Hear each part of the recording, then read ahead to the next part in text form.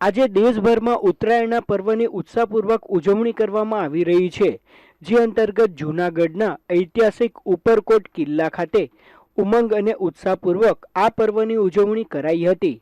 મહાનગરપાલિકા દ્વારા આયોજિત પતંગ ઉત્સવમાં પતંગ રસિકોએ મન ભરીને પતંગ ચગાવ્યા હતા। સંગીતના તાલે અને એક કાઈપોછેના નાદ સાથે ઉપરકોટના કિલ્લા ખાતે એક અનેરો માહોલ જોવા મળ્યો હતો। આ પ્રસંગે જૂનાગઢના ધારાસભ્ય સંજય કોરડિયાએ પણ પતંગ ચગાવી હતી। સંજય કોરડિયાએ નગરજનોને મકર સંક્રાંતિના પર્વની શુભેચ્છા પાઠવી હતી।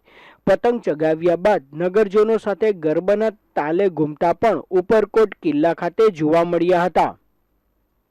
આજે ઉપરકોટની અંદર કાઇટ ફેસ્ટિવલ કોર્પોરેશન દ્વારા આયોજિત કરવામાં આવ્યું છે, તો અમને લોકોને ખૂબ જ આનંદ થાય છે અને અમે ફૂલ એન્જોય કરીએ છીએ।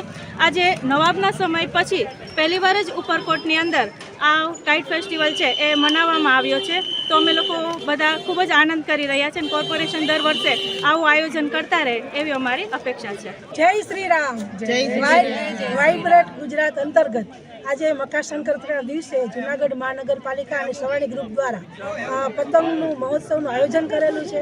આજના આ કાર્યક્રમમાં ઉપસ્થિત અમારા ધારાસભ્ય શ્રી, ચેરમેન શ્રી, અમારા કોર્પોરેટરશ્રીઓ તેમજ અધિકારીઓની ટીમ સાથે મળી અને આજનો આ ઉત્સવ મનાવી રહ્યા છે ને એક જે જૂની પરંપરા હતી તે પણ અમે આજે તોડી નાખી છે। નવાબની એવી પરંપરા હતી કે કોઈ પતંગ ન ચગાવે, તો આજથી આ ઉપરકોટ દ્વારા ઉપરકોટ ખાતે જ અમે પતંગ ચગાવીને આ પરંપરાને પણ અમે ગાય માતાને પણ એટલું દાન દેવામાં આવતું હોય છે, કારણ કે આ દિવસ જ એવો છે કે આમાં જેટલું પુણ્ય કરો એટલું તમને વધારે ફાયદો થાય।